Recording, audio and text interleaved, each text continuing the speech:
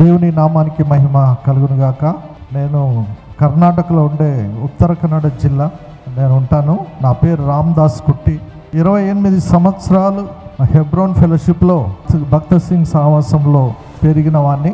ఈ అభిషేకము, ఈ విడుదల ఇవన్నీ నేను నమ్మేవాడిని కాదు.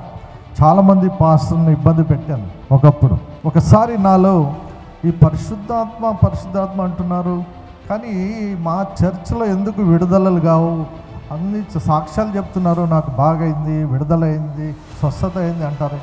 మా చర్చిలో ఎందుకు కాదని నేను కూడా ప్రార్థన చేయబట్టిన డాడీ గారిది నేను టీవీలో శుభవార్తలో చూసేవాడిని, మరి కొన్ని మీటింగ్స్ కూడా చూసేవాడిని.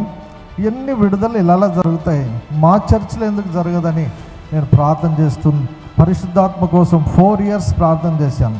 దాని మధ్యలో భయంకరమైన అప్పులు, దగ్గర 33 లక్షల అప్పుల్లో నేను మునిగి ఉన్న సందర్భం. ప్రార్థన చేస్తున్నా, అప్పులు ఒక పేపర్ మీద రాసి ప్రార్థన చేస్తూ ఉన్నా. నాకు పరిశుద్ధాత్మ అనుభవం కావాలని ప్రార్థించేటప్పుడు ఒకరోజు టీవీలో డాడీది డునామిస్ గురించి పరిచయం అయింది. సో 29 బ్యాచ్లో నేను స్కూల్ ఆఫ్ డునామిస్ చేశాను. 2వ రోజే నేను అభిషేకం పొందుకున్నా, 5వ రోజే అన్య భాషలు పొందుకున్నాను. సో నేనేం చెప్పబోతున్నానంటే, ఏమి తెలియని నాకు ఈ స్కూల్ ఆఫ్ డునామిస్ ద్వారా పరిశుద్ధాత్మ అభిషేకం అంటే ఏంటిది, విడుదల అంటే ఏంటి, అన్నీ ఒక అద్భుతమైన రీతిలో నేను దాన్ని పొందుకోవడము, మా ప్రాంతంలో ఈ దైవసాగిని పరిచయం చేయడానికి నాకు ఒక అవకాశం ఇచ్చారు.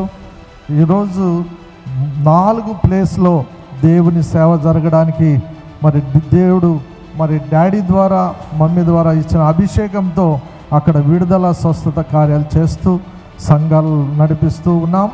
దేవుడు మరి డాడీ మీద ఉండే అభిషేకం నన్ను ఈ స్థానంలో తీసుకొచ్చింది. ఏమి తెలియని అభిషేకం తెలియని నన్ను ఈ స్థానంలో తీసుకొచ్చింది. దేవుడు చిన్న సాక్ష్యం దీవించుగాక.